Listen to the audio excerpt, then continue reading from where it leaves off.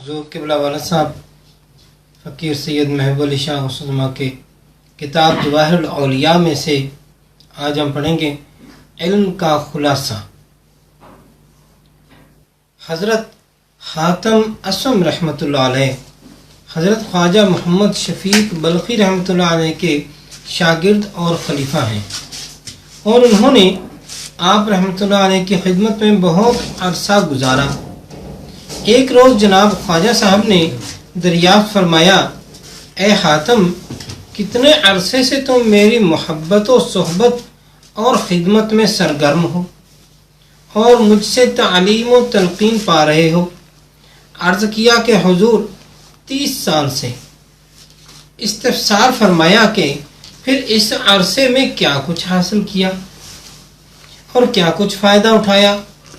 حاتم رحمۃ اللہ علیہ نے عرض کیا کہ حضور 8 فائدے حاصل کیے۔ خواجہ صاحب نے ارشاد فرمایا کہ اتنے عرصے میں صرف 8 فائدے؟ انا للہ و انا الیہ راجعون۔ معلوم ہوتا ہے کہ تمہاری عمر رائے گاں گئی، یعنی تم صحیح فائدہ شاید نہ اٹھا سکے۔ حضرت حاتم رحمۃ اللہ علیہ نے عرض کیا کہ یا شیخ، میں جھوٹ بولنے سے طبعاً نفرت کرتا ہوں، فی الواقع میں نے صرف 8 مسائل ہی حاصل کیے، یا فی الواقع میں صرف 8 مسائل ہی حاصل کر سکا۔ حضرت شفیق رحمۃ اللہ علیہ نے فرمایا کہ اچھا بھلا وہ کون سے 8 مسائل ہیں، ذرا میں بھی تو سنوں۔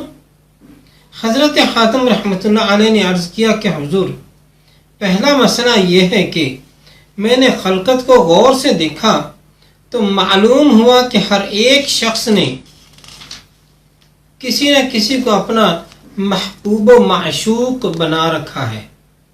وہ محبوب اور معشوق اس قسم کے ہیں کہ بعض موت تک ساتھ رہتے ہیں، بعض مرنے کے بعد تک، یعنی لب گور تک۔ اس کے بعد کوئی بھی ساتھ نہیں جاتا۔ کوئی ایسا نہیں کہ انسان کے ساتھ قبر میں جائے اور وہاں اس کا غم خوار اور چراغ بنے، قیامت کی منزلیں طے کرائے۔ مجھے معلوم ہوا کہ ان صفات سے متصف صرف اعمال صالحہ ہیں، سو میں نے انہی اعمال صالحہ کو اپنا محبوب بنایا اور انہیں اپنے لیے حجت اختیار کیا، تاکہ قبر میں بھی میری غم خواری کریں اور میرے لیے چراغ ہوں اور ہر ایک منزل میں میرے ساتھ رہیں اور مجھے چھوڑ کر نہ جائیں۔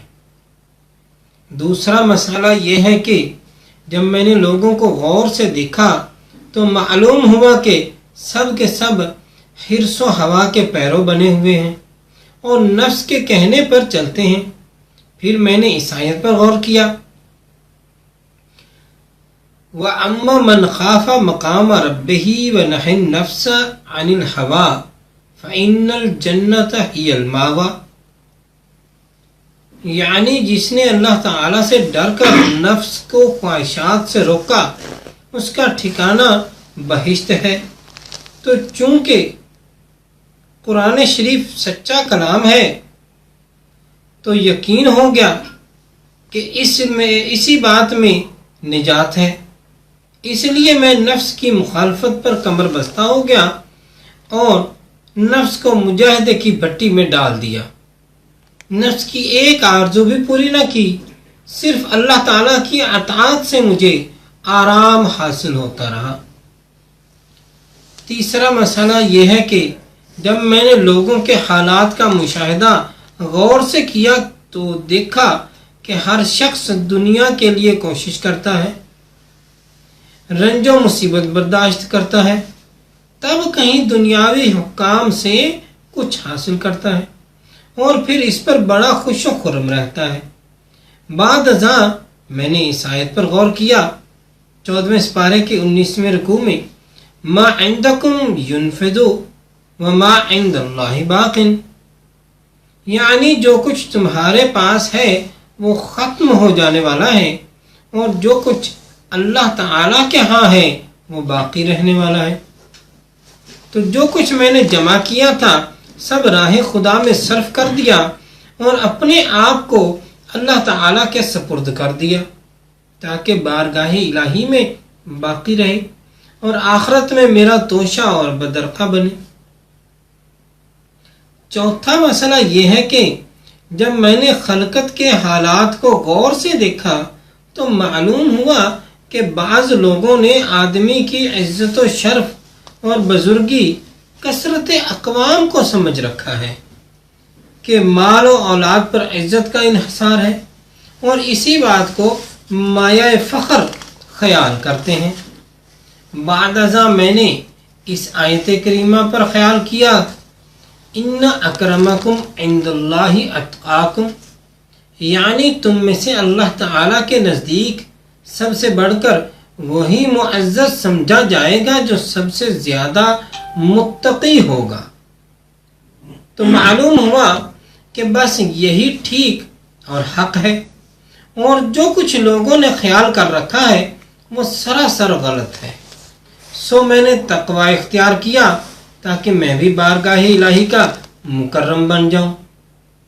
پانچواں مسئلہ یہ ہے کہ میں نے جب لوگوں کے حالات کو غور سے دیکھا تو معلوم ہوا کہ ایک دوسرے کو محض حسد کی وجہ سے برائی کے ساتھ یاد کرتے ہیں، اور حسد بھی مال، مرتبے اور علم کا کرتے ہیں۔ پھر میں نے اس آیت پر غور کیا، قسمنا بینہم معیشتہم فی الحیات الدنیا، 25ویں سپارے کے 9ویں رکوع میں، یعنی ہم نے ان میں دنیاوی زندگی کے لیے روزی وغیرہ تقسیم کی، بس جب ازل سے ان کے حصے میں یہ چیز آ چکی ہے اور کسی کا اختیار نہیں تو پھر حسد بے فائدہ ہے۔ تب میں نے حسد کرنا چھوڑ دیا اور ہر ایک سے صلح اختیار کی۔